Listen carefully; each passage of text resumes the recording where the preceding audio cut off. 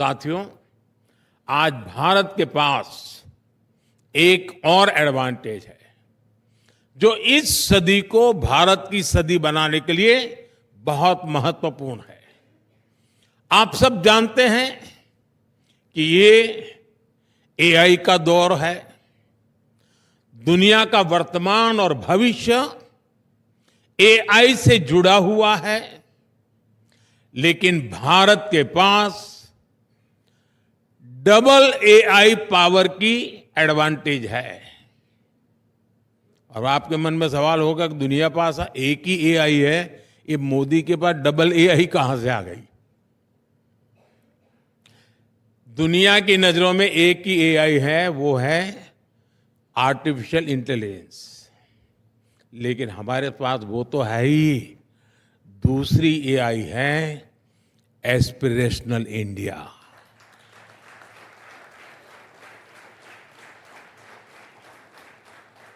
जब aspirational India और artificial intelligence की ताकत मिलती है, तब विकास की गति भी तेज होनी स्वाभाविक है। साथियों, हमारे लिए एआई सिर्फ एक टेक्नोलॉजी नहीं है, बल्कि भारत के युवाओं के लिए अवसरों का एक नया द्वार है। इसी साल भारत ने इंडिया एआई मिशन शुरू किया है। हेल्थ केयर हो, एजुकेशन हो, स्टार्टअप्स हो, भारत हर सेक्टर में एआई का उपयोग बढ़ा रहा है। हम दुनिया को भी बेहतर एआई सॉल्यूशंस देने में जुटे हैं। क्वाड के स्तर पर भी भारत ने कई सारे इनिशिएटिव लिए हैं।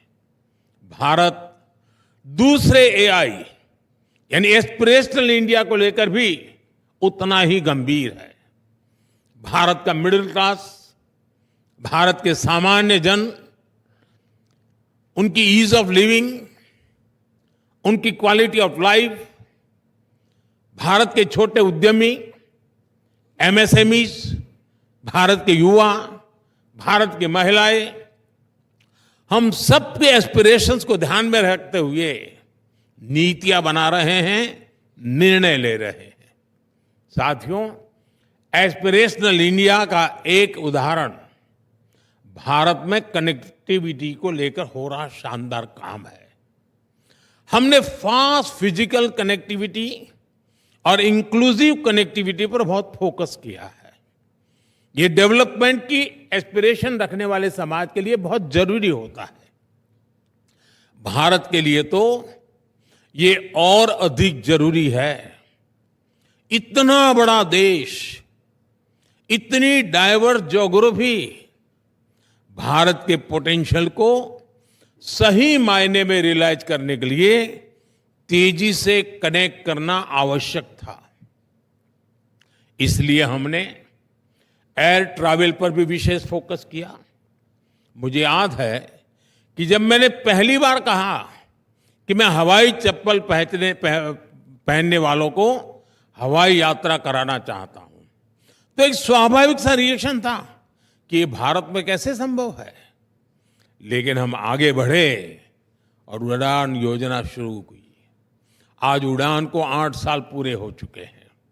उड़ान के तहत हमने 2 पिलर्स पर काम किया। एक टियर 2, टियर 3 शहरों में एयरपोर्ट्स का नया नेटवर्क बनाया और दूसरा एयर ट्रैवल को अफोर्डेबल बनाया, सबकी पहुंच में लाई। उड़ान योजना के तहत करीब 3 लाख फ्लाइट्स उड़ान भर चुकी हैं। इनमें 1.5 करोड़ आम नागरिक सफर कर चुके हैं।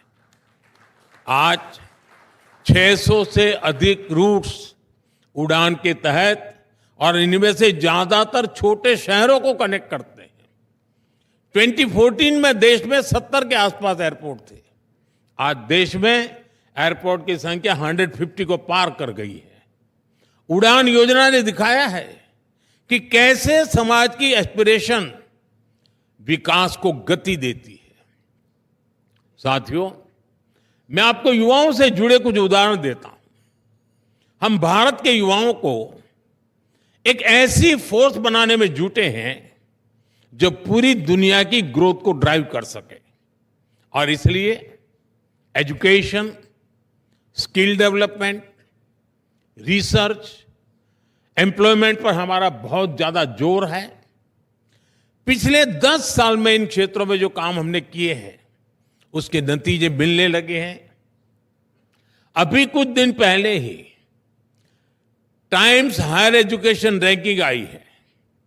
भारत दुनिया का वो देश है जहां रिसर्च क्वालिटी के मामले में सबसे अधिक सुधार हुआ है। बीते 8-9 सालों में भारत की यूनिवर्सिटीज का पार्टिसिपेशन 30 से बढ़कर 100 से अधिक हो चुका है। क्यूएस वर्ल्ड यूनिवर्सिटी रैंकिंग में भी भारत की प्रेजेंस 10 साल में 300% से अधिक बढ़ी है। आज पेटेंट्स और ट्रेडमार्क्स की संख्या ऑल टाइम हाई पहुंच रही है। आज भारत दुनिया के लिए R&D का एक बड़ा हब बनते जा रहा है। दुनिया की करीब 2,500 कंपनियों के रिसर्च सेंटर भारत में है। भारत में स्टार्टअप इकोसिस्टम भी उसका भी अभूतपूर्व विस्तार हो रहा है। साथियों, भारत में हो रहे हैं ये चौतरफा परिवर्तन दुनिया के लिए भी विश्वास का आधार बन रहे हैं।